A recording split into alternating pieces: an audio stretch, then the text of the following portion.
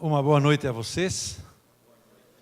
É realmente um prazer poder estar com vocês e retornar a essa casa depois de 11 anos. Eu estive num evento aqui há 11 anos atrás, mas depois disso não retornei a Londrina e chegando já percebi que há mais prédios espigando aí, céu acima, do que há 10 anos atrás. Então, de fato, as mudanças são grandes. Como o Billy já disse, né, eu fui pastor por 19 anos de duas igrejas luteranas em Santa Catarina, e há 25 anos ajudei a fundar a FATEV e fui professor e diretor. Continuo ainda numa carga de 20 horas como professor na faculdade. Talvez, se você perguntar ao presidente da igreja luterana, se eu sou luterano, ele vai dizer que não tão luterano assim. Eu sempre costumo dizer que eu estou luterano, eu não sou luterano. Na exposição você vai perceber que eu tenho uma boa retaguarda em Lutero para dizer isso. Aliás, uma coisa que a gente só pode dizer na língua portuguesa, porque nem no inglês, nem no alemão a gente pode distinguir entre ser e estar. O estar define um lugar, o ser define a essência. Não é? Então eu posso dizer eu estou luterano, mas eu não sou luterano, eu sou cristão. Né? E eu penso que isso é importante. Ao lado da minha atividade de professor, eu nos últimos 20 anos editei o devocionário Orando em Família, que quem sabe alguém já cruzou no caminho. É um devocionário que se diferencia no fato de tratar um texto bíblico por semana. Eu tive a ideia de iniciar esse projeto quando meus filhos eram adolescentes. Eu procurava por um devocionário que não desse só migalhas, mas desse conjunto de textos. E encontrei um pequeno devocionário para crianças que tratavam uma história bíblica por semana. E em função disso nasceu esse devocionário que segue sempre 53 textos por ano e pelo menos 15, 16 textos alinhados num tema transversal. Então, no tema deste ano de 2017 foi a reforma, e para o ano que vem o tema transversal será Eu e Minha Família Serviremos ao Senhor. Então, nessa modalidade, o intuito é viajar por toda a Bíblia. Claro que inicialmente eu tinha a infantil ideia de que em 5 ou 10 anos a gente daria uma volta, mas entre mentes já se passaram 20 anos. No Novo Testamento nós estamos começando a dar a volta, mas no Antigo Testamento tem que ir mais uns 60 anos para dar conta do recado. Sou casado com Úrsula há 44 anos, temos 5 filhos e por enquanto 9 netos, mas eu pus a meta bíblica para os meus filhos que 12 seria um número bom, não é? Mesmo que não precisamos mais encher a terra, mas é interessante que no meio cristão o número de filhos tende a ser 1, alguma coisa. O que eu acho altamente problemático. Eu acho que os muçulmanos entendem mais da ordem do Criador do que os cristãos. Não é? Num grupo de jovens casais, minha filha fez um teste, deu para as mulheres um bilhete para escrever quantos filhos queriam, e para os homens. A média dos homens ficou em 2. A média das jovens mulheres ficou em 0,7. Quer dizer, cada 3 mulheres, uma pensava em não ter filhos. Isso assim, feito numa amostragem de um grupo de casais jovens de uma igreja. E é algo que merece ser pensado, né? De minha parte, pelo menos eu fiz, né? 5 filhos e mais alguns criados na casa. Muito bem. O convite do Billy veio quando eu tinha já aceito um convite em Niterói. Então eu vou aproveitar essa palestra que eu retrabalhei, Aprendizado com Lutero, Possibilidades e Limites. Eu inicio essa reflexão contrastando retratos de Lutero feitos no decorrer dos séculos passados com o próprio autorretrato que Lutero faz de si. Depois buscaremos o papel que a leitura bíblica de Lutero desempenhou nessa trajetória. E detalharei o seu enfoque cristocêntrico. E na conclusão apontarei para aspectos que nos desafiam hoje e requerem que achemos o nosso caminho. Sumiu. O que foi aí?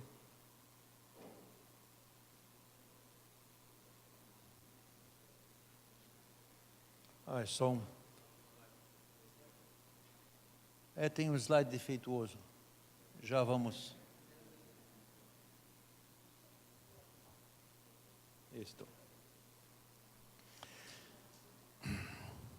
Então, os retratos de Lutero, feitos no decorrer dos últimos 500 anos, apresentam um personagem controvertido. Eles cobrem todo o espectro, desde a idealização, a crítica, até a condenação peremptória. Eu destaco alguns. Para a Contra-Reforma, Lutero foi um agente satânico, um protótipo revolucionário que precisava ser combatido porque ameaçava a ordem estabelecida e destruía a unidade da Igreja. Certamente a linguagem grosseira e, por vezes, até colérica do reformador sobre seus adversários favoreceu este retrato. O iluminismo celebrou Lutero como o primeiro representante da modernidade. Em suas aulas sobre a história da filosofia, Hegel, o filósofo Hegel, por exemplo, destacou em Lutero a clareza impressionante das suas ideias e seu engajamento corajoso. O filósofo via nele o representante do princípio da subjetividade, que libertou o pensamento humano das garras do aristotelismo e da subserviência à Igreja. As pouco conhecidas 97 teses sobre a teologia escolástica de 1517, de Lutero, e sua defesa na Dieta de Worms, corroboram esta imagem. O Reich alemão celebrou Lutero como herói nacional. Quando, em 1870, articulou-se a fusão dos estados alemães, o chanceler Bismarck alicerçou sua unidade nacional na descendência étnica. Para a emergente ideologia do pan-germanismo, Lutero era um herói bem-vindo, por haver formatado a língua alemã, o Hochdeutsch, com sua genial tradução da Bíblia. Ele reunia as qualidades do alemão ideal. Tinha garra, moral e vontade. Não é coincidência que, nesse contexto, inicia-se a monumental edição das obras completas de Lutero, a Weimarer Ausgabe. Apesar de já permearem o século anterior à Reforma, as rebeliões de camponeses tornaram-se um fenômeno generalizado em 1524 e 25. A historiografia inspirada no marxismo preferiu idealizar Thomas Müntzer como protótipo revolucionário e ver em Lutero um reacionário subserviente aos príncipes. Para tanto, o panfleto que Lutero escreveu no auge da Guerra dos Camponeses lhes foi comprovação suficiente. Já os moralistas modernos responsabilizam Lutero pelo antissemitismo alemão. Em 1520 e 1523, Lutero condenou o antissemitismo que se mostra cheio de compaixão com Cristo, mas de ódio contra os judeus, bem contra a prática da conversão forçada. Na ocasião, ele enfatizou que os judeus, apesar de negarem a fé cristã, continuavam sendo o povo eleito. Por séculos, estes primeiros escritos orientaram a postura evangélica. Mas depois que Bismarck introduziu... depois que Bismarck... Fugiu a linha. Depois de Bismarck depois de Bismarck dar aos judeus cidadania plena na Alemanha, surgiu uma migração de judeus do leste europeu, especialmente para Berlim, e isso, por sua vez, desencadeou um movimento antissemita na Alemanha. E justamente essa reação antissemita desenterrou 2 textos de Lutero que ele escreveu em 1536 e 43, que acabaram eclipsando os seus escritos anteriores. Esses escritos tardios de Lutero, realmente, neles Lutero volta à opinião que era moeda corrente na Idade Média, em relação aos judeus. E por fim, se a gente perguntar aos pesquisadores das obras completas de Lutero, essas obras a publicação foi iniciada em 1883 e concluída em 2009, totalizando 127 volumes, mais ou menos 80.000 páginas de texto. Não é? Se a gente pergunta que Lutero emerge destas obras completas, os pesquisadores dessas obras vão dizer que desta obra emerge um Lutero medieval que temia as tentações do diabo e se refugiava em Deus.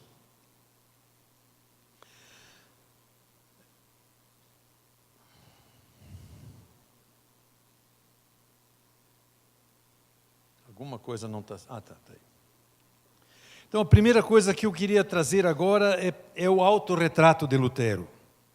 Lutero enxergava-se a si mesmo à luz da Bíblia. Diante dos muitos retratos que se faz de Lutero, vale a pena atentar para o que ele mesmo escreveu sobre si. Cai em vista que ele não cultiva uma visão heróica de si mesmo. 2 testemunhos o exemplificam. No primeiro, ele aplica a sua pessoa, uma afirmação que ele fizera na tese 4 das 97 teses sobre a teologia escolástica de 1517, na qual ele diz: é verdade que o ser humano, sendo árvore má, não pode senão querer e fazer o mal. No prefácio da primeira edição de suas obras, Lutero escreveu em 1522 o seguinte: antes de tudo peço que descartem o meu nome e não se chamem de luteranos, mas de cristãos. Quem é Lutero? A doutrina não é minha, nem fui crucificado por ninguém. Paulo não admitia que cristãos se chamassem de paulinos ou petrinos, mas sim de cristãos. Como eu, pobre e fedorento saco de vermes, poderia chegar a que com meu nome maldito se designasse os filhos de Cristo? Não façam isso, meus amigos. Esta visão de Lutero de si mesmo é radical. É mais radical do que a dos seus críticos mais severos. Ela também corrói o ufanismo de seus admiradores. Desde antes do seu ingresso no rigoroso convento da ordem agustiniana, Lutero tinha consciência da gravidade de sua condição de pecador. Permitam-me fazer uma pequena comparação aqui, porque eu penso que é o aspecto mais difícil de compreender o pensamento de Lutero. Nós não temos uma consciência de pecado como ele a teve, ou como o seu tempo a teve. Por que isso? Porque nós já fomos indoutrinados por 500 anos de humanismo, 300 anos de iluminismo e aqui no Brasil ainda mais 150 anos de espiritismo. E os 3 concordam num ponto, que lá no fundo o ser humano é bom. Para nós podermos nos colocar um pouquinho na pele de Lutero, eu sugiro a seguinte comparação. Quem de vocês é motorista pode aplicar assim. Imagine seu carro com 3 câmeras. Uma câmera filmando você ao volante, a outra câmera enfocando o velocímetro e a outra câmera enfocando a estrada. E essas 3 câmeras transmitem suas imagens em tempo real para o Detran, e lá tem um policial sentado especializado em acompanhar você como motorista. Quanto tempo você acha que ficaria com carteira?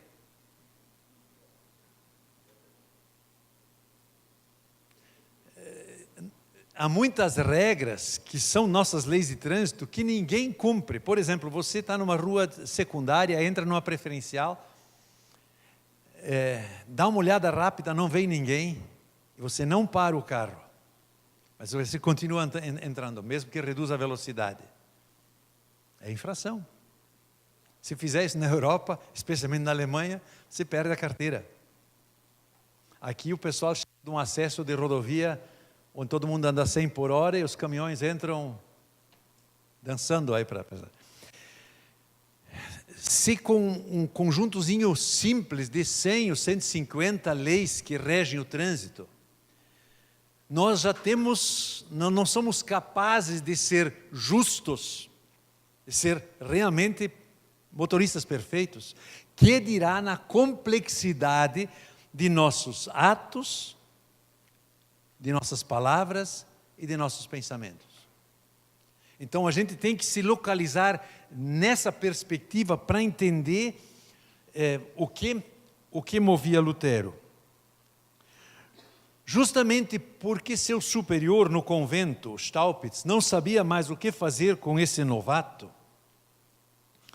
e de como lidar com essa percepção inegociável. O seu superior e conselheiro espiritual, Staupitz, designou Lutero para o estudo da Bíblia. Para nós, essa visão de Lutero, que Lutero fazia de si, é deveras estranha. Moldada por séculos de pregação humanista, iluminista e espírita, tendemos a uma antropologia que retrata o ser humano fundamentalmente de forma positiva. Julgamos-nos capazes do bem, ainda que admitamos alguns desvios, especialmente referindo-nos aos outros. Mas sejamos francos, caracterizar-nos como pobre e fedorento saco de vermes não cabe em nosso horizonte. O pastor batista português, Fábio Cavaco, em seu livro Cuidado com o Alemão, ele não se refere a mim, ele se refere a Lutero. Em seu livro Cuidado com o Alemão, 3 dentadas que Martinho Lutero dá na nossa época, ele aponta com propriedade para a nossa estranheza em relação a essa convicção profunda de Lutero de sermos piores do que admitimos. Cavaco insiste que este questionamento provocador precisa ser ouvido por nós, se não quisermos afundar na mesmice do politicamente correto e na ineficácia da autoajuda. Uma pergunta que logo fazemos diante desta visão do ser humano é como uma convicção antropológica tão negativa pode gerar esperança. Lutero responde a este questionamento também de modo bem pessoal, com uma confissão de fé pouco conhecida. Lutero diz... esse aqui eu já tinha citado, só deixa eu passar adiante. Esse é o livro do Cavaco, vale a pena ler. Acho que é a melhor coisa que eu vi publicada sobre a reforma nesses últimos 2 anos. Um livrinho de 130 ou 150 páginas. A confissão de Lutero é essa: até agora, pela minha maldade e fraqueza congênitas, fui incapaz de fazer jus às exigências de Deus. Se não puder crer que Deus, por Cristo, me perdoará o meu falhar, que dia por dia lamento, estarei arruinado, terei de desesperar. Mas isso jamais farei. Pendurar-me num galho como Judas, isso não vou fazer. Vou pendurar-me no pescoço ou nos pés de Cristo, como a pecadora o fez. Apesar de eu ser pior do que ela, vou apegar-me ao meu Senhor Jesus, No dia do juízo final, ele dirá a Deus, o Pai: este penduricalho também vai ter que passar. Verdade é que ele nada guardou e transgrediu todos os teus mandamentos. Pai, mas ele se pendura em mim. É isto que importa. Eu morri por ele, deixo-o entrar. Esta será a minha fé. Também cai em vista que Lutero, na sua exposição do credo apostólico, no seu catecismo menor, usa o pronome me e a mim 18 vezes. Creio que Deus me criou a mim e me deu roupa, vestes, comida. Sim, ele vai repetindo a expressão me e a mim 18 vezes na explicação do credo apostólico. A justificação do pecador somente é percebida como graciosa mediante a percepção da gravidade da sua contaminação. Somente no desespero da escuridão impenetrável, a luz se revela libertadora. Lutero a descobriria em Wittenberg, no preparo de suas aulas. Em 1532, ele recorda numa fala à mesa: eu não aprendi minha teologia de uma vez, mas tive que aprofundar-me nela mais e mais. Minhas provações me levaram a fazê-lo, pois não se aprende nada sem exercitá-lo. Ao perceber a conexão de passagens como livra-me pela tua justiça, Salmo 31, versículo 1, e que eu ande na tua verdade, Salmo 86, 11, com a afirmação de Paulo que no Evangelho é revelada a justiça de Deus, Romanos 1, 17, Lutero começou a vislumbrar a libertação dos seus tormentos. Deixe-me explicar essa questão do Salmo 31, porque foi no Salmo 31 que ele fez essa descoberta, por volta de 1512. O Salmo 31 começa assim, né? Livra-me, no final do versículo 1 diz, livra-me pela tua justiça. Lutero tinha, antes de entrar no convento, estudado direito. Quem estuda direito sabe que diante de um juiz justo é quem tem justiça própria. Quem confessa o seu crime é condenado. E era por isso que Lutero odiava a expressão justiça de Deus e a expressão verdade de Deus, sempre que ele encontrasse essas palavras na Escritura. Mas quando ele leu o Salmos 31, versículo 1, livra-me pela tua justiça e não pela minha justiça. Ele se deu conta que a justiça de Deus é diferente da nossa justiça. Para a nossa justiça, a confissão do réu é a rainha das provas. Mas o que diz João na sua carta? Se confessarmos os nossos pecados, Deus é fiel e justo e nos perdoará. Então, essa percepção e que essa justiça de Deus, que é tão diferente da nossa, é revelada em Jesus Cristo, no Evangelho, na boa nova de Jesus. Essa conexão lhe fez entender as Escrituras e ele disse que nesse instante foi aberto sobre ele o céu. Em 1558, não, isso deve estar errado, 38 deve ser. Ele relata aos seus convivas: cada menção da justiça de Deus afetava o meu coração como um trovão. Pois quando eu lia, livra-me pela tua justiça e em tua verdade, de imediato eu achava que tal justiça era o castigo sombrio da ira divina. Odiava a Paulo de coração quando lia que no Evangelho é revelada a justiça de Deus. Mas depois, quando vi que na sequência está escrito o justo viverá pela fé, e além disso consultei Agostinho, fui tomado de alegria. Quando reconheci que a justiça de Deus é sua misericórdia, o homem atormentado experimentou ajuda. Essa descoberta lhe abriu a porta para compreender o Evangelho da acolhida graciosa em Jesus Cristo. O autorretrato de Lutero nos provoca a uma pergunta incômoda.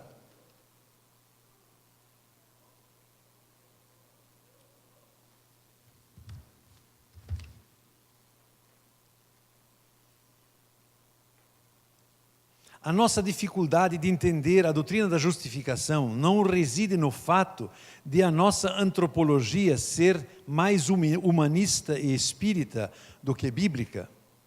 Nosso conceito de nós mesmos não é fundamentalmente o de que somos capazes do bem. Realmente necessitamos ser salvos. Se percebemos nossa contaminação, por que não conseguimos verbalizá-la? Por que o tema pecado é evitado nos sermões?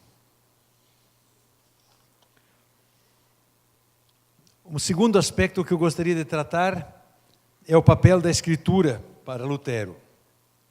Se a Bíblia foi a fonte na qual Lutero tirou tanto a sua percepção de si mesmo, como sua ousada convicção da justificação por graça, é preciso perguntar o que diferencia sua leitura bíblica. Como ele leu nas Escrituras coisas que na sua época ninguém outro lia. Que o sola Escritura não foi apenas um conceito formal, fica evidente quando em 1521, consciente dos riscos que corria, Lutero testemunha diante do parlamento em Worms. A não ser que seja convencido pelo testemunho da Escritura ou por argumentos evidentes, a minha convicção vem das Escrituras a que me reporto e minha consciência está presa à palavra de Deus. Nada consigo nem quero retratar porque é difícil, maléfico e perigoso agir contra a consciência. Deus que me ajude, amém. Essa frase, a minha consciência está presa à palavra de Deus, é uma palavra que marca a biografia de Lutero.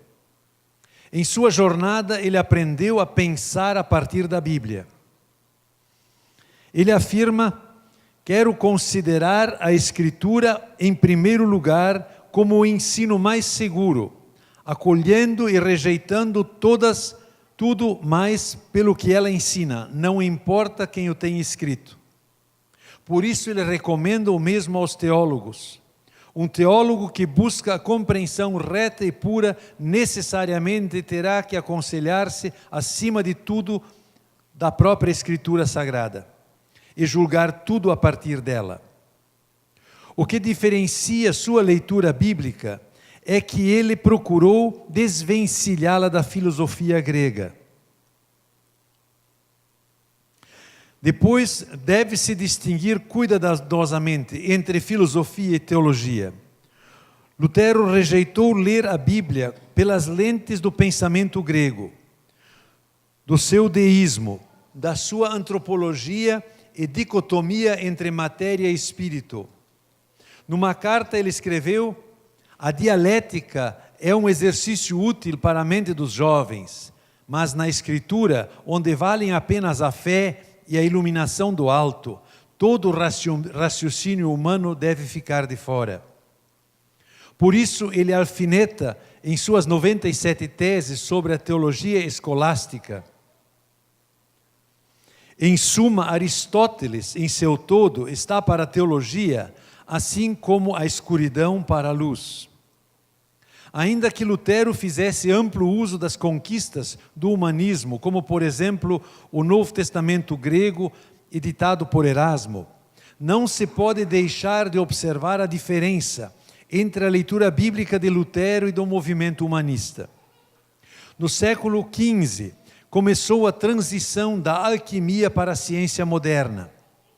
Nesse contexto, o pensador italiano Pico della Mirandola, em suas teses sobre a dignidade do ser humano, já em 1487, formulou o ideal humanista de que o ser humano não estaria abaixo de Deus, mas sim ao lado dele.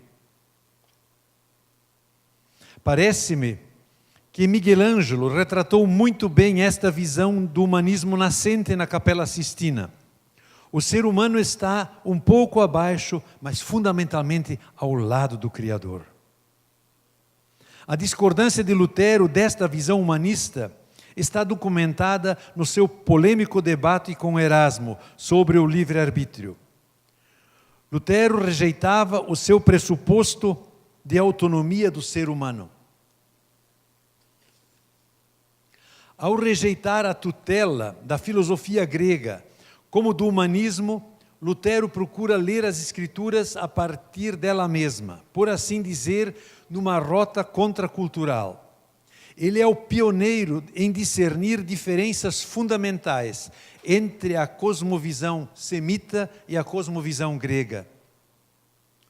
Um exemplo bem simples. Se você perguntar a qualquer cidadão que você encontra, você ouve alguém dizer, a vida toda está diante dele. Que idade você imagina que essa pessoa tenha? A vida toda está diante dele. É um jovem falando, não é? Para o mundo semita, é uma pessoa idosa falando. Porque a única coisa que você vê da sua vida é o passado. É por isso que, por exemplo, em Hebreus diz, né? Que a gente é para fixar o autor e consumador da fé, Jesus Cristo. É olhar para o passado. É olhar para o crucificado e ressurreto no passado, que nos dá a percepção de rumo do futuro. O futuro pertence a Deus. Então essas visões diferentes, Lutero, nesse caso, Lutero percebeu isso e não se deixou influenciar pelo humanismo nascente.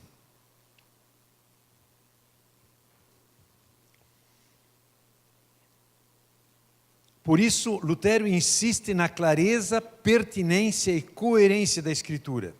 Na exposição do Salmo 38, ele escreve: não existe nada mais claro que o sol, isto é, a Escritura. Se, porém, uma nuvem se interpõe, atrás dela não há outra coisa do que o mesmo sol luzente.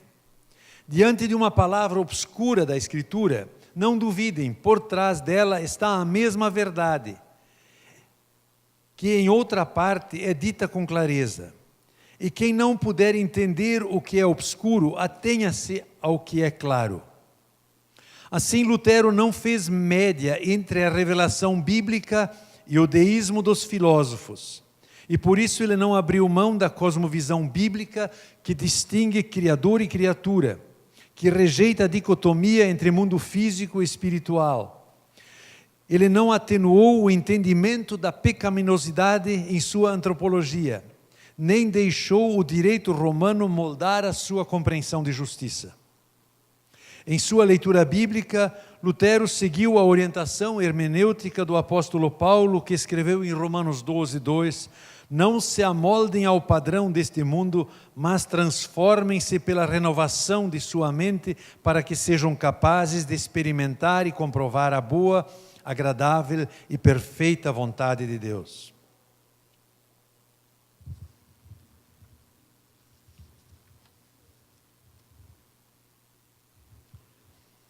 A primazia do testemunho bíblico sobre o pensar humano resulta para Lutero na submissão à cosmovisão que ela implica. Em Cristo Jesus, seu Filho amado, o Criador volta-se em compaixão à humanidade, que lhe é rebelde e hostil, para resgatá-la graciosamente e assim levar a termo a sua obra. Se Lutero fosse dizer como Miguel Ângelo devia ter pintado a Capela Sistina, seria nessa inversão. Refletindo sobre isso, não posso esquivar-me de mais uma vez fazer uma pergunta incômoda. Nossas leituras bíblicas estão ou não a reboque das filosofias vigentes? Nossos pressupostos filosóficos e de cosmovisão determinam nossa leitura bíblica? Ou será que o testemunho bíblico tem o direito de avaliar e moldar o nosso pensar? Os seguidores de Lutero tiveram e têm a coragem de contestar os gurus da cultura do seu tempo, sejam eles Immanuel Kant, Karl Marx, Adam Smith, Friedrich Nietzsche, Sigmund Freud, Martin Heidegger ou um dos papas do consumo de nossos dias. Quem quiser aprofundar-se neste empenho do reformador em desvencilhar a teologia da filosofia, recomendo ler a obra do metodista inglês Philip Watson, Deixar Deus Ser Deus.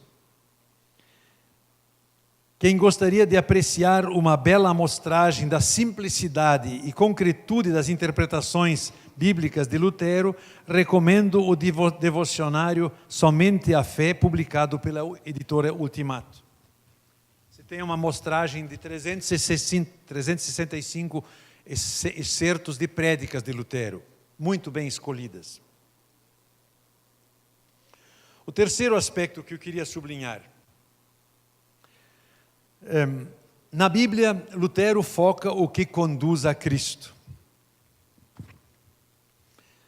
Meu pai costumava dizer, meu pai, Lindolfo Weingärtner, foi professor de teologia nos anos 70 e 60 em São Leopoldo, na Este. Depois voltou a ser pastor de igreja e ainda opina teologicamente aos 94 anos, mas só no recinto da sua casa. Mas ele costumava dizer que Lutero era ciumento por Jesus Cristo. Para Lutero não existe nenhum Jesus nem Jesus e Maria, nem Jesus e o sábado, ou o mais pernicioso dos Jesus e eu. Mas sim, Jesus somente. Por isso o reformador é enfático em afirmar que só entendemos a Escritura quando ela nos conduz a Cristo, isto é, quando ela nos leva a compreender e aceitar os seus benefícios. Quem não tem, nem quer ter este homem que se chama Jesus Cristo, o Filho de Deus, a quem nós cristãos anunciamos, reta e puramente, deve deixar a Bíblia em paz. Isto eu aconselho a vocês, pois certamente se arruinará e quanto mais a estudar, mais cego e louco ficará. Lutero encontra este direcionamento, essa conexão Jesus por toda a Bíblia. Ele diz, no Antigo Testamento encontrarás as fraldas e a manjedoura nas quais Cristo está deitado. E para lá os anjos também encaminharam os pastores. No entanto, o reformador refere-se ao Cristo da Escritura e não a um Cristo reconstruído em nosso imaginário pelo filtro de nossos pressupostos. Por exemplo, Cristo Libertador, de Leonardo Boff, onde o padrinho é Karl Marx.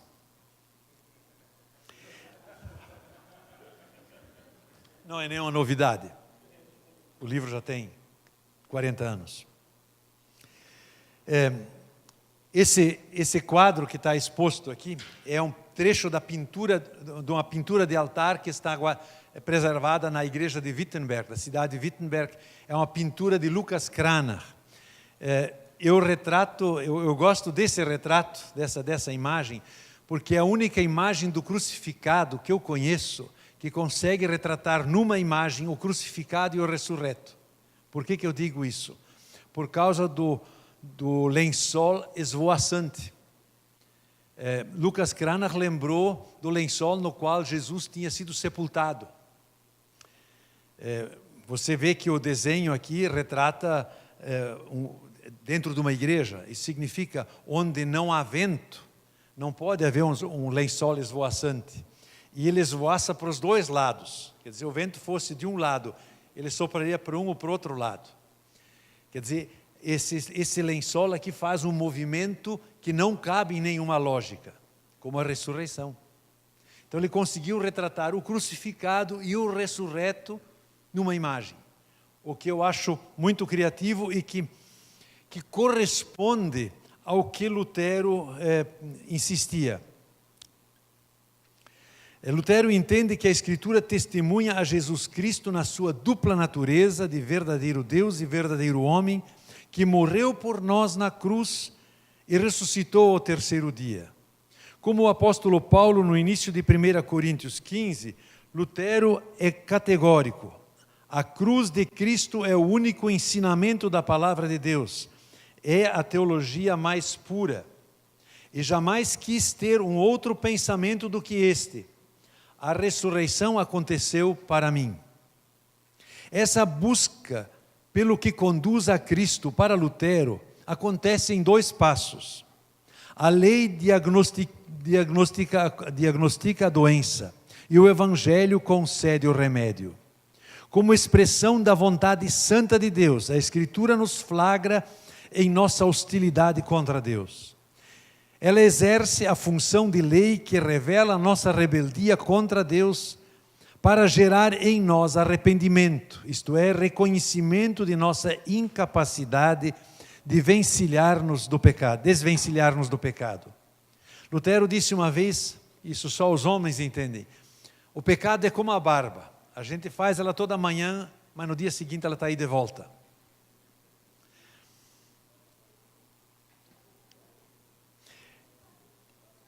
Só depois de reconhecermos o pecado, a segunda dimensão, a função do Evangelho, de promessa confortante, nos surpreende anunciando que o próprio Deus nos resgata de nós mesmos por meio da obra expiatória de Jesus Cristo.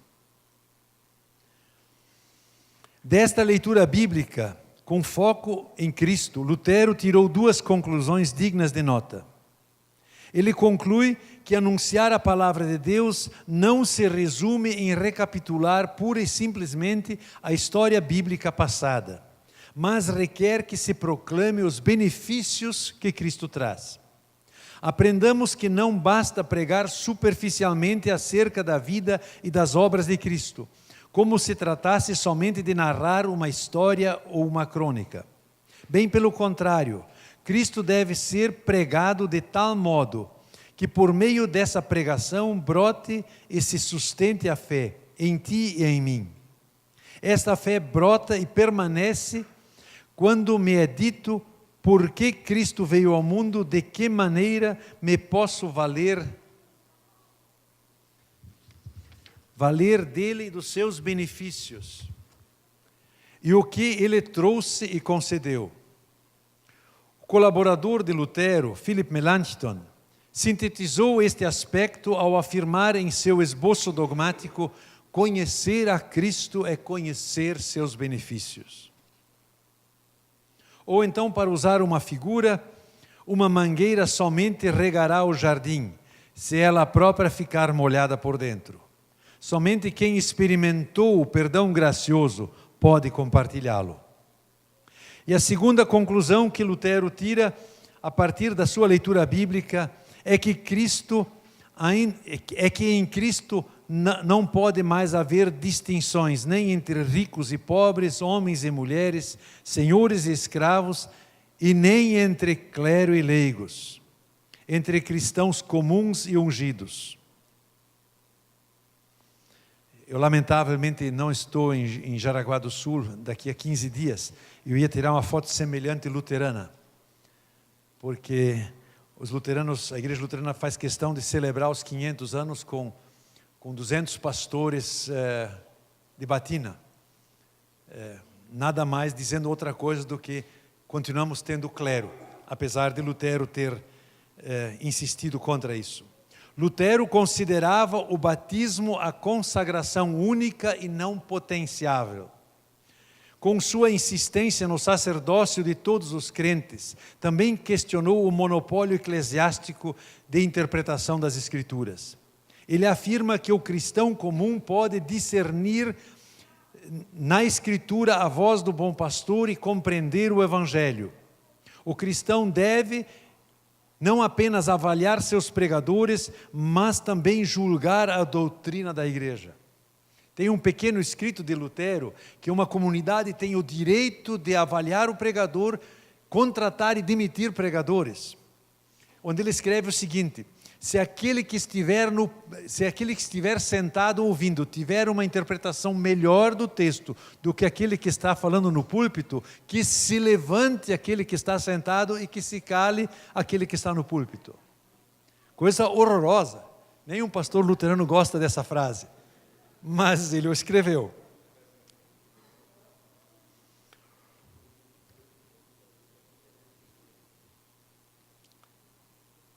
Essa implicação prática, né, do sacerdócio geral de todos os crentes é uma consequência da justificação por graça. Porque se em Cristo todos temos acesso a Deus por Jesus Cristo, não pode haver diferença entre nós. Podemos ter tarefas e funções diferentes dentro da igreja. Isso não é o problema. Mas não existem hierarquias, não existem soalhos mais elevados.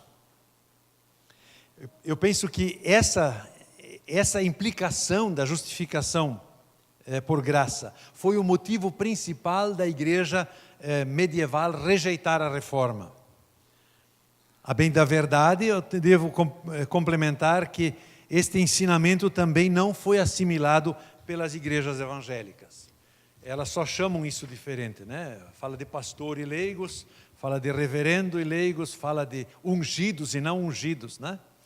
A linguagem pode mudar, mas nessa linguagem está embutido um clericalismo recorrente, só com outra terminologia.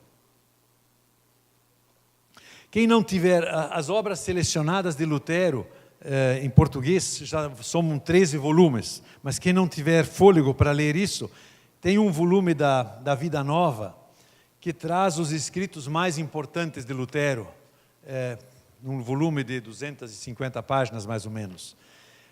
Eu creio que é uma seleção muito boa e muito focada. E agora o último aspecto, qual é o nosso desafio? Um amplo panorama da influência da reforma, que abrange inclusive o cenário pentecostal e carismático, foi feito pelo escocês Alistair McGrath, que ele apresenta isso em A Revolução Protestante. É uma provocante história dos protestantismos contada desde o início do século XVI até os dias de hoje. O que mais me chamou a atenção nesse livro foi a distinção entre as igrejas na Europa e as igrejas nos Estados Unidos. As igrejas, porque na Europa as igrejas foram sempre igrejas do Estado. E nos Estados Unidos isso nunca ocorreu. Isso deu uma visão diferente de ministério. Na Europa, um pastor, seja ele um padre católico, um pastor luterano, um pastor presbiteriano na Escócia, ou um pastor anglicano na Inglaterra, se entende como funcionário público. E isso significa um funcionário público só pode fazer o que a lei permite. Isso significa o que a denominação determina, isso o pastor faz. Nos Estados Unidos, a igreja nunca foi do Estado. E lá por 1800, só 5% dos americanos punham um pé numa igreja. Isso obrigou os pastores a tomarem iniciativa. E o pastor americano médio se entende como cidadão civil comum. E a lei, ao cidadão civil comum, ele pode fazer tudo que a lei não proíbe. Então, se você olha o quanto isso gerou de iniciativa no contexto americano, evangelismo, campanhas evangelísticas, tudo isso surgiu nesse contexto. E o McAllister retrata isso muito bem. Quero encerrar aqui apenas com uma breve observação do desafio que nós vivemos. Lutero viveu no século XVI e respondeu aos desafios do seu tempo. Nós vivemos no século XXI e temos que encarar os do nosso tempo. Quero fazê-lo lembrando uma comparação de um teólogo alemão chamado Karl Heim. Ele conta que, ele faz uma comparação dizendo, imagine um ator que vai numa UTI observar como pessoas morrem, para poder encenar uma cena de morte com realismo realmente muito, muito próximo à realidade. Mas quando esse ator está encenando a peça diante do palco, ele percebe que naquele instante ele está a morrer. E o Karl Heim diz que nessa hora, todas as suas observações e todos os seus ensaios não vão lhe ajudar mais nada. A mesma coisa vale quando a gente olha para um personagem do passado. Você pode estudar Lutero e Calvino até se desgastar, mas isso não vai lhe ajudar a responder aos desafios do seu tempo. Esse desafio Deus coloca para cada um de nós. Então, nesse sentido, eu queria abordar dois aspectos. Da cosmovisão moderna, Deus desapareceu. O ser humano ficou só num universo em expansão infinita. Um humanismo secularizado, turbinado pelo iluminismo, eliminou Deus do horizonte. Na sociedade líquida, Bauman, o conceito de verdade se diluiu e a autoridade foi ao espaço. Esta corrosão também afeta cristãos individuais e igrejas inteiras. Questionamentos à Bíblia e ao próprio Deus estão presentes em cada culto. A pergunta que nos aflige não é mais como subsistir diante de Deus, mas que sentido faz a vida. Assim, o nosso desafio é de deixar-nos guiar por Deus para discernir como articular a boa nova de Jesus para responder à ansiedade do nosso tempo. Essa questão essa pergunta moderna pelo sentido da vida, eu penso que foi exacerbada por dois aspectos. Um aspecto é que o horizonte do nosso conhecimento se ampliou infinitamente. Meu pai conta, ele tem 94 anos, quer dizer, ele foi para a escola primária há 86, 87 anos atrás. Ele lembra que aprendeu na escola primária que talvez existissem 300 mil estrelas, porque os telescópios que se tinha naquele tempo tinham um diâmetro de meio metro a 1 metro. Em 1942, 43, foi inaugurado o telescópio do Monte Palomar, nos Estados Unidos, com uma lente de 5 metros ou 4 metros e meio, uma coisa assim. E, entre mentes, né, esse telescópio grande que montaram aí no Chile, com 64 antenas de 12 metros de diâmetro que funcionam em conjunto, né, se enxerga o limite do universo a 14, 15 trilhões de anos-luz. Mas o que essa expansão do universo conhecido produziu para nós? Produziu que nós ficamos menores. Nós ficamos um grãozinho perdido no espaço. Eu creio que isso é um motivo da angústia do ser humano. E o outro motivo da angústia do ser humano é o fato de que nós vivemos em amontoados humanos, dos grandes centros urbanos, onde você é um número. Eu chego no balcão do supermercado e invariavelmente me perguntam: qual é seu CPF? Eu não tenho mais nome, eu sou um número. E isso corrói na existência humana. E sem a percepção e sem a experiência do Deus que se importa conosco, essa realidade vai corroendo a vida. Então, isso é um desafio ao qual Lutero não dá resposta. Mas eu creio que a gente pode aprender dele a buscar na Escritura a resposta para a pergunta do nosso tempo. E a segunda questão que eu queria abordar é uma das críticas mais antigas feitas a Lutero, tanto da parte de teólogos católicos, como também de teólogos reformados e pietistas luteranos, que é a respeito da relação entre fé e obediência, entre fé e amor. É sabido que Lutero, na sua tradução de Romanos 3:28, incluiu propositalmente a palavra somente, que não consta no grego no texto.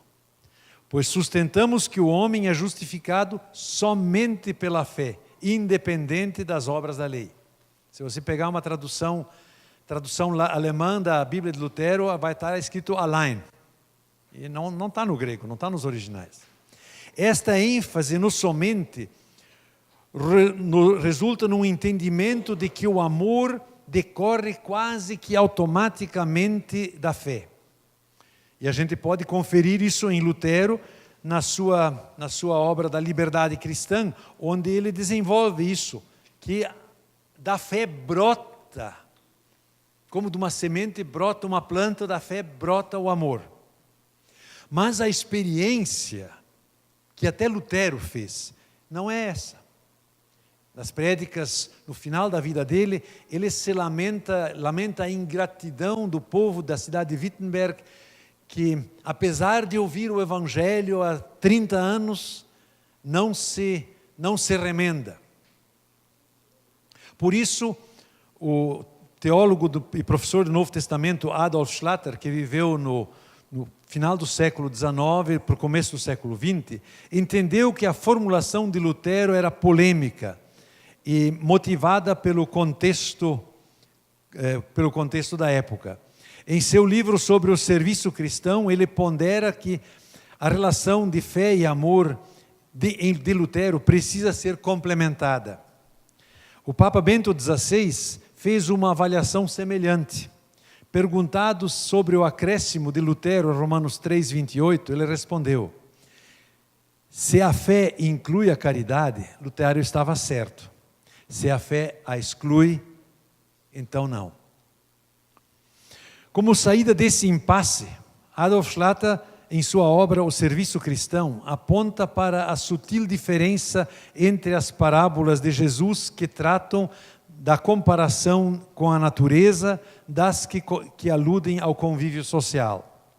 Schlatter observa que as parábolas da natureza retratam a soberania do agir divino e a passividade humana, enquanto que as do convívio social, sem abdicar ao agir soberano de Deus, inserem nesta ação de Deus a ação e responsabilidade humanas. Ilustro isso num exemplo. Na parábola da ovelha perdida, que é uma parábola da natureza, a ovelha perdida não faz outra coisa senão se perder. O pastor vai atrás dela, procura ela, toma ela nos seus braços, leva para casa e faz a festa. Na primeira parte da parábola do pai e dos dois filhos, a parte que fala do filho mais novo, ela é paralela à parábola da ovelha perdida. Nessa parábola também o agir do pai é soberano. O pai entrega a herança para o filho, o pai espera o filho, permite que o filho saia de casa, o pai espera a volta do filho, antes do filho voltar, porque ele o avista de longe. O pai corre ao encontro do filho, o abraça e beija, o pai faz a festa. Mas nessa parábola, que tira seu exemplo do convívio humano, Jesus insere na ação divina a responsabilidade do homem. O jovem, o filho mais novo precisa reconhecer o seu pecado, cair em si, decidir voltar e balbuciar a sua confissão. Eu creio que Schlatter tem razão que nas suas parábolas Jesus conseguiu, digamos assim, engatar esse dilema. Se eu estou diante de alguém que se gaba, eu me converti, é ovelha perdida para ele. Você não fez nada, é o pastor que fez. Se eu estou diante de um luterano relaxado que diz, bom, se é que Deus quer me salvar, ele que faça. Filho pródigo para ele, não é? Eu creio que é nesse equilíbrio que a gente vai achar o caminho.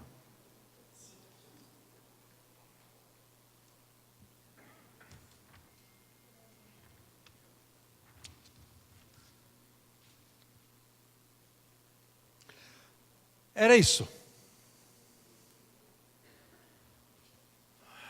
Podemos...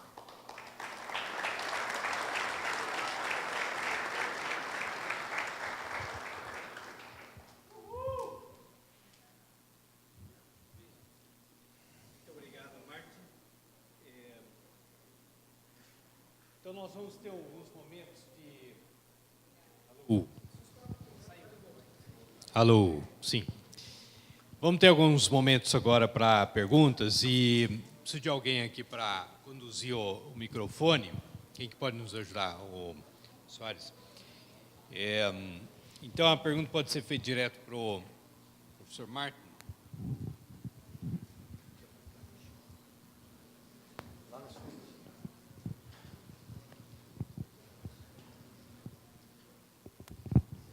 Boa noite. Boa noite. Antes da pergunta, eu tinha perguntado para o professor Billy que a gente vê Bíblias de vários segmentos, várias teologias, e o luteranismo parece que não tem a Bíblia própria dela, uma tradução só dela mesmo, retratando a visão de Lutero mesmo nas suas traduções. Você não acha que está faltando isso, essa tradução mesmo, vindo diretamente da igreja luterana mesmo para nós? Não existe tradução. Não existe tradução luterana. Claro que a Bíblia em alemão a língua alemã não existia no tempo de Lutero. Se falava, como ainda hoje se fala na Alemanha, ainda hoje se fala uma dezena de dialetos. Eu sei falar o alemão clássico, o literário, mas se eu vou para o norte da Alemanha eu não entendo uma palavra. E se eu vou bem para o sul da Alemanha também não entendo nada. O que Lutero fez? Ele pegou um alemão da região da Saxônia e formatou uma linguagem.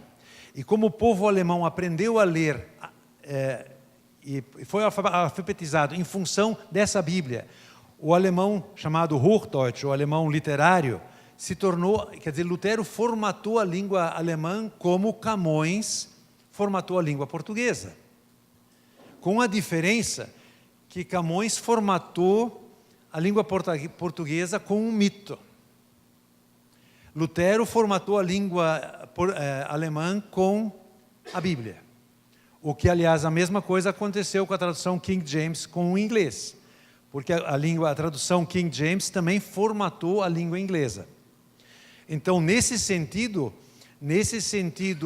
a tradução alemã da Bíblia, a primeira tradução alemã foi a de Lutero.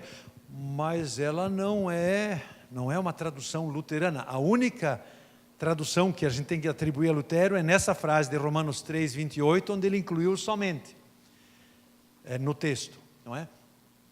Eu sempre usei Almeida aqui, o NVI, quer dizer, nesse contexto não existe uma tradução. O que essa questão, na verdade, essa polarização confessional entre as igrejas, isso é um problema das ortodoxias. As ortodoxias luterana e calvinista, lá do século 17, 18, polemizaram muito um contra com o outro, a ponto de a gente não entender o que a gente tem em comum. Nesse sentido, é bom que nós somos jogados num contexto secularizado, onde a pergunta não é mais de que denominação você é. A pergunta é se você é cristão ou não é cristão. Eu tenho um filho que trabalhou 3 anos na Índia, em Bangalore, e é muito interessante. O único culto em inglês em Bangalore foi iniciado por um engenheiro católico e um engenheiro metodista. Eles combinaram 3 coisas. Nós vamos cantar louvores para Deus, nós vamos ouvir testemunhos de fé e vamos interpretar a Escritura. 300 pessoas se reúnem todo domingo de manhã no saguão do hotel. Católicos, batistas, pentecostais. É o único lugar de ouvir, porque os cristãos em Bangalore são 0,03%. E os cultos cristãos que há nas cidades são geralmente nas línguas locais, você não entende nada. Quando meu filho voltou para Curitiba e participou da igreja luterana um tempo, ele disse para mim: pai, eu estava acostumado a pregações melhores. E na Índia não tem pastores e teólogos pregando. Eu escutei um estudo bíblico de um engenheiro da ESSO, que se converteu do islamismo meio ano antes, que foi de tirar o chapéu. Fiquei impressionado. Alguém que paga o preço de não existir mais para sua família. Começa a ler a Bíblia e vê coisas que só podem emocionar a gente. Então, nesse sentido, eu penso que não podemos pensar em termos de placa de igreja. Isso vale também para o Brasil. Quem não percebe isso são os pastores. Porque minha esposa, que trabalhou numa casa de câmbio com 50 funcionários, uma luterana, um batista, 2 assembleanos e uma católica carismática. Se esses 5 não pudessem dizer o que é ser cristão, sucumbiriam no deboche dos outros. Porque sempre que igreja ou alguma coisa de igreja fosse manchete negativa nos jornais, os 5 apanhavam. Então, no contexto fora do âmbito das igrejas, das ovelhinhas reunidas, o nosso mundo é muito mais secularizado do que nós imaginamos. E eu acho que nós temos que aprender a perceber essa realidade. Não é? E aí não vale pensar em placa de igreja. Por isso, um pouquinho, eu sou suspeito na igreja luterana quando eu não ando bem dentro desses gabaritos. Alguma outra pergunta?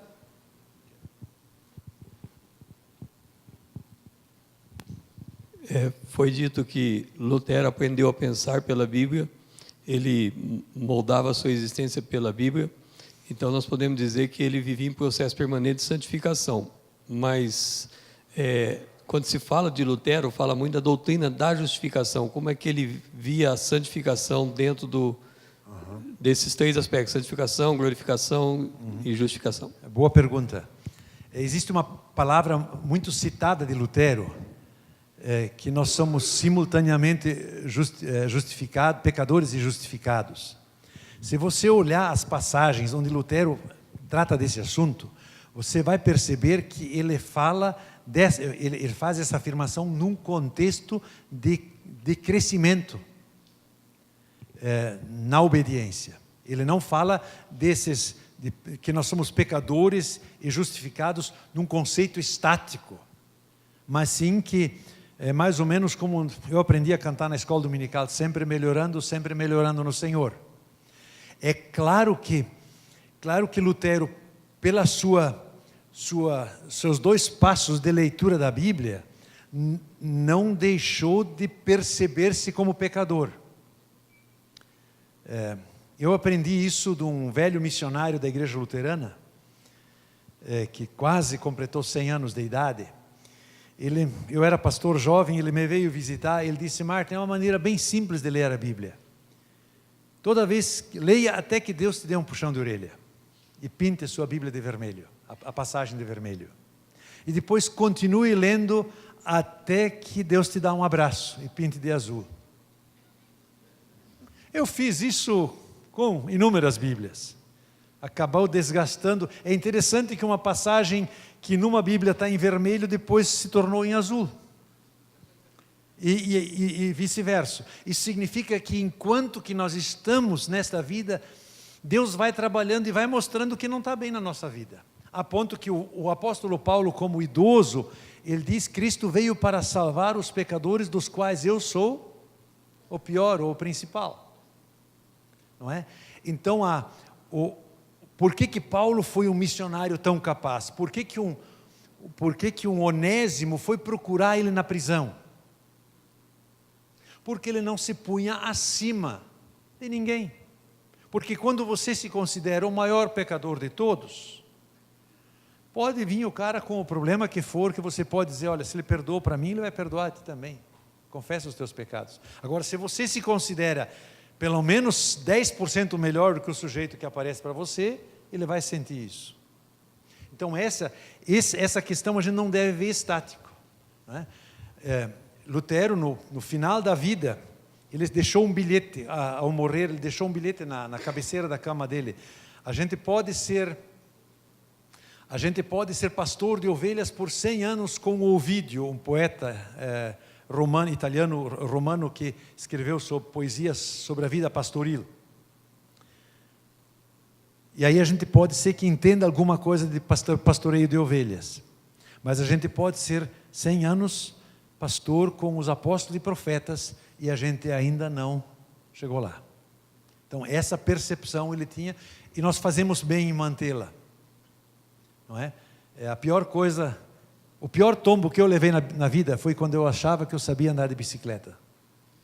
Tem uma marca no joelho que me faz, às vezes, tropeçar desde aquele tombo.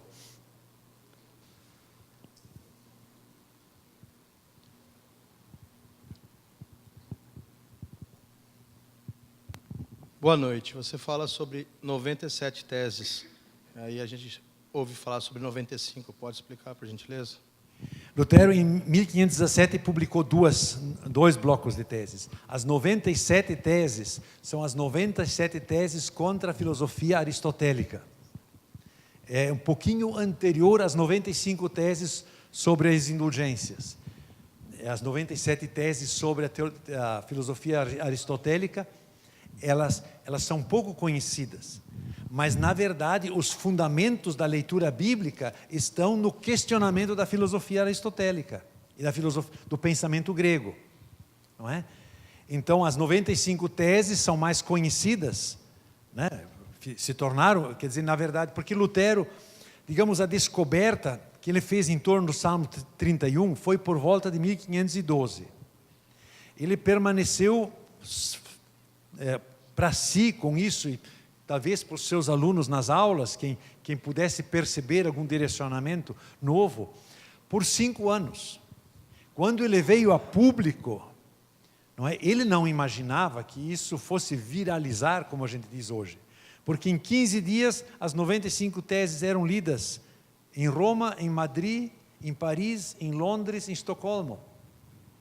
Então isso espalhou-se, né? E Lutero mesmo disse, se ele imaginasse em que fria Deus o colocou, ele nunca teria publicado essas teses. Ele disse, se tivessem atacado só a mim, eu ficaria quieto. Mas atacaram o meu Senhor, e eu não pude ficar quieto. Por isso a gente diz, para Lutero, o impacto da palavra de Deus foi na consciência, e por causa da sua consciência, ele sabia que risco ele corria quando ele falou diante da dieta de Worms, que ele está preso à Sagrada Escritura, que ele não pode agir contra ela. Porque Jean Hus foi queimado por menos do que isso. Então, nesse sentido, isso era, né? E as 97 teses são a base, por assim dizer, são a briga com a filosofia, enquanto que as 95 teses sobre as indulgências são uma aplicação prática para dentro da vida da igreja, que surgiram por uma motivação prática. Porque Lutero era padre, ouviu a confissão de um alcoólatra e mandou ele se remendar. E uns dias depois encontrou o cara na sarjeta e perguntou, mas vem cá, eu não te mandei fazer penitência? E o cara puxa uma indulgência, né, e diz, olha, já está quitado.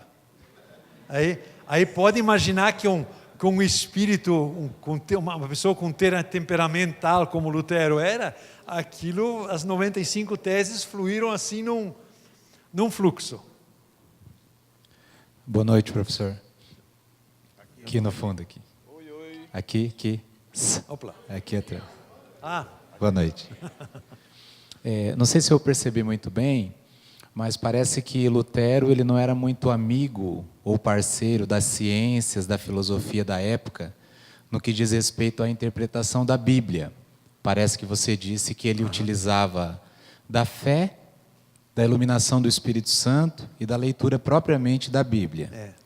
E eu gostaria que o senhor falasse, nos dias de hoje, como você vê isso e no que a exegese, os métodos que a gente aprende podem contribuir ou podem nos desviar do propósito do que foi escrito na Bíblia.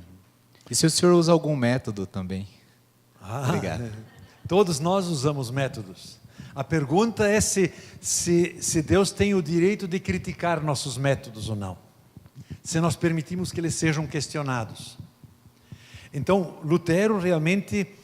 Por que Lutero era tão crítico à ciência e ao humanismo? A briga dele com Erasmo, né, no De Servo Arbítrio foi feroz. Não é? Por que isso? Porque Lutero percebeu que a cosmovisão que está por detrás é contrária ao fundamento da Escritura. Por isso, nos tempos recentes, um assunto que vem à tona e que nós precisamos discutir é a questão da cosmovisão. Deixa eu contar um pouquinho da minha biografia teológica. Eu tive da 5ª à 8ª série, eu tive um professor de educação cristã que era discípulo de Bultmann. o método leitura, né, desmitologização da Bíblia.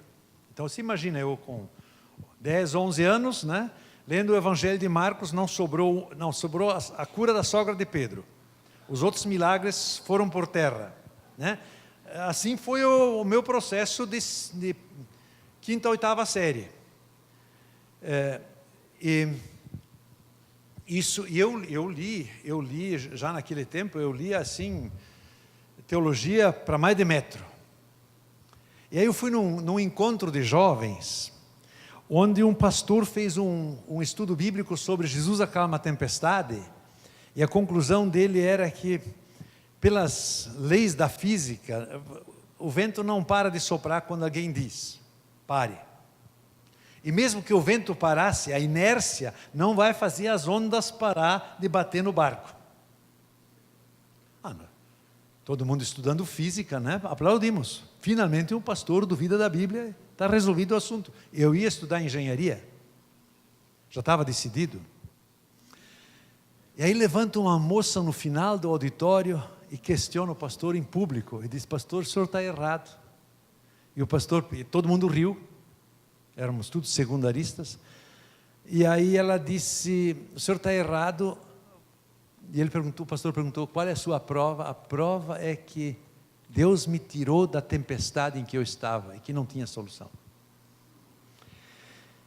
Mais tarde, nessa ocasião eu comecei a pensar, se essa moça tiver razão e nós estiver errados. E na verdade, eu não tenho nenhum problema com nada no âmbito da ciência.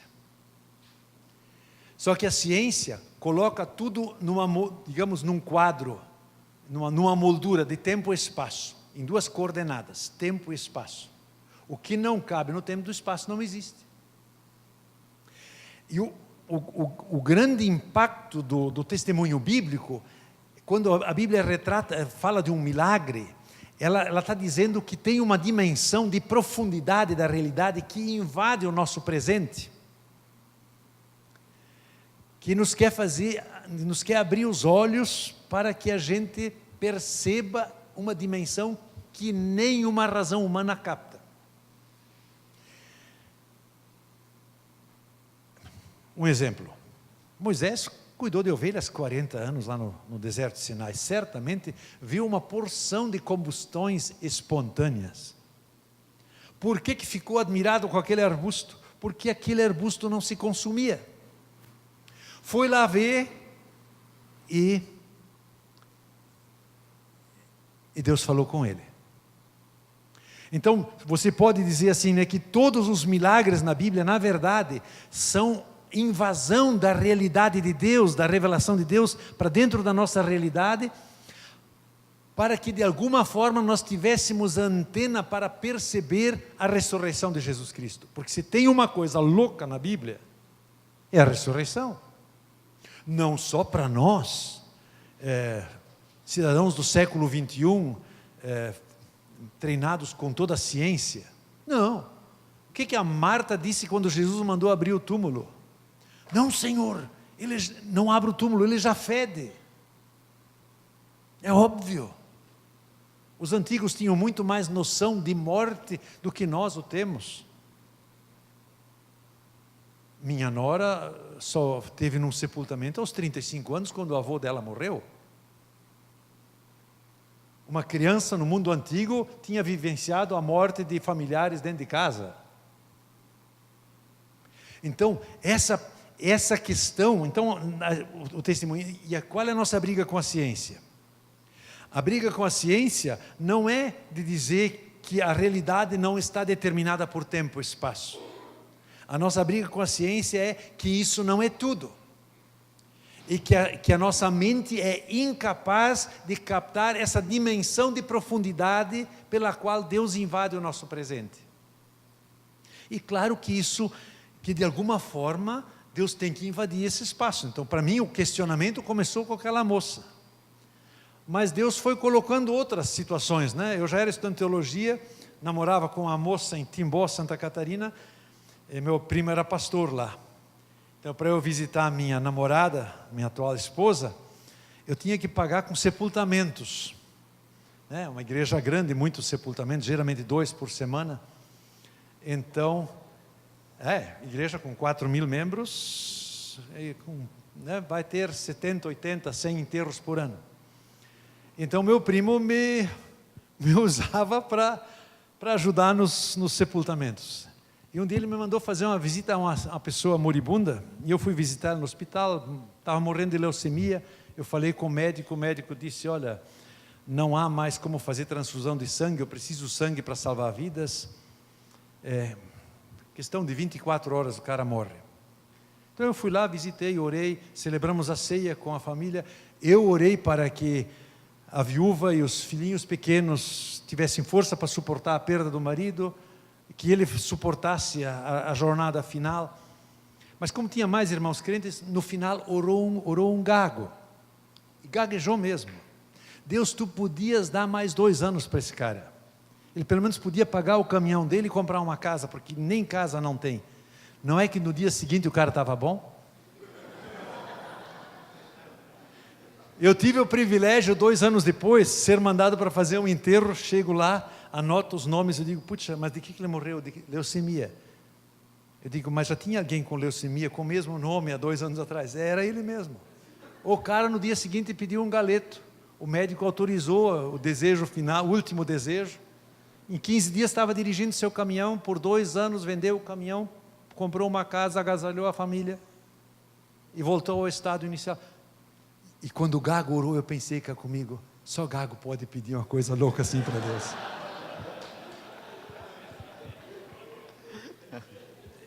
Né? E aí Deus vai abrindo espaço da mente da gente.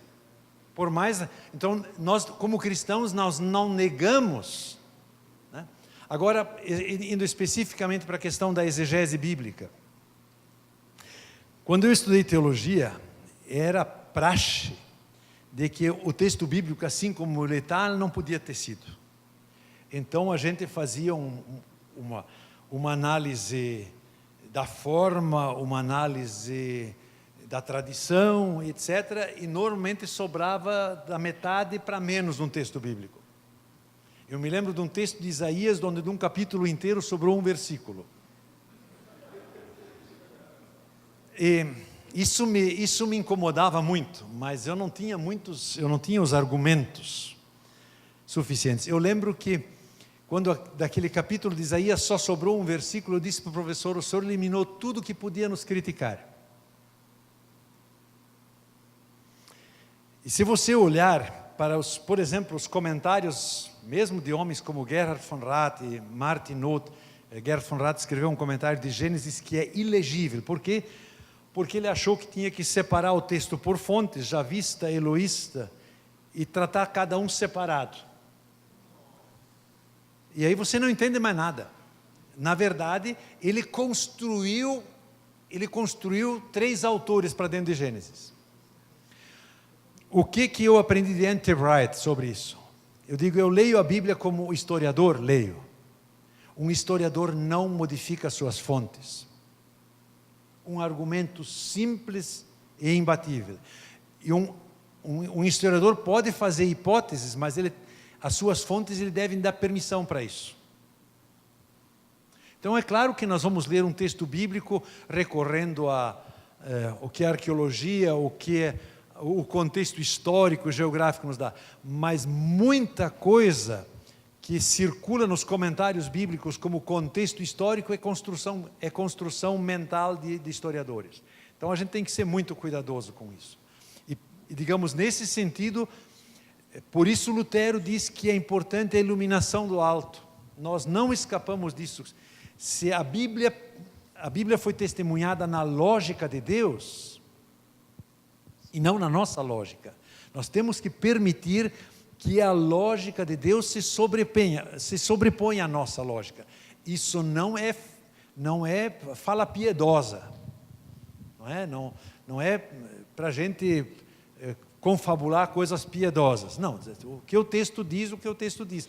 Mas nesse sentido, então o método ele precisa os nossos métodos têm que se submeter à crítica da palavra. E uma boa maneira de avaliar uma uma teologia, uma interpretação bíblica é por aquilo que ela elimina do texto. Isso a gente faz de diversas formas. Você conhece a caixinha de promessas, né?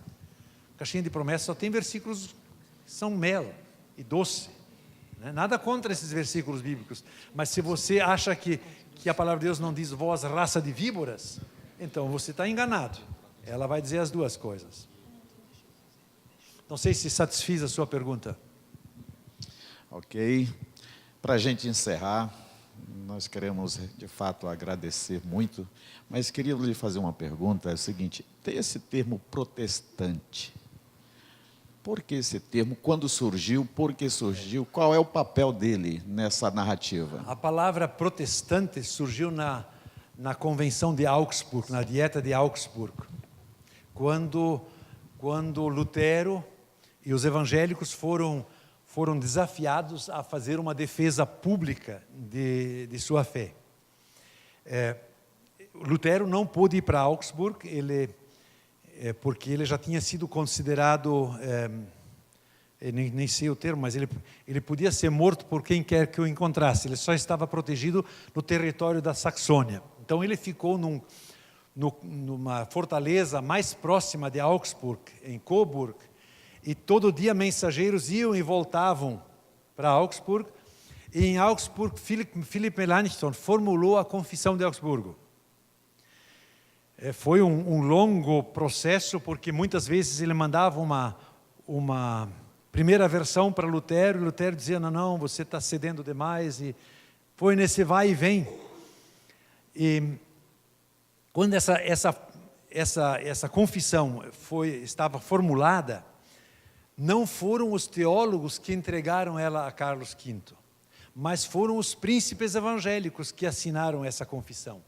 Essa confissão de Augsburgo também faz parte das confissões das igrejas reformadas, não é? Porque é a primeira confissão evangélica. Dessa confissão, os primeiros artigos são importantes. As partes finais, né, tratam de coisas da época, mas nos primeiros 12, 13 artigos, né, é que são a formulação-chave da fé, da posição evangélica. E porque os príncipes entregaram esse como protesto contra a imposição católica na Dieta de Augsburg, é por isso que nós pegamos o apelido de protestantes. Então nós protestamos contra a imposição do império, né, nesse sentido. Surgiu o tema.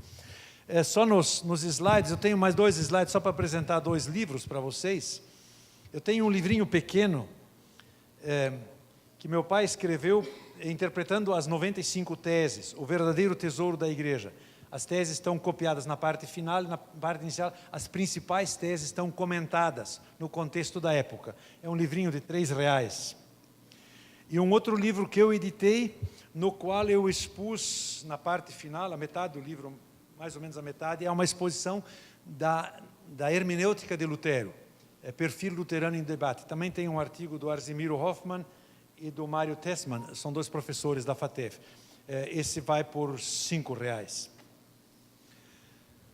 Muito obrigado pela atenção de vocês, foi um prazer estar com vocês. Amanhã à noite eu devo falar sobre Lutero como conselheiro espiritual. Eu vou interpretar umas 8 a 10 cartas que Lutero escreveu para pessoas aflitas.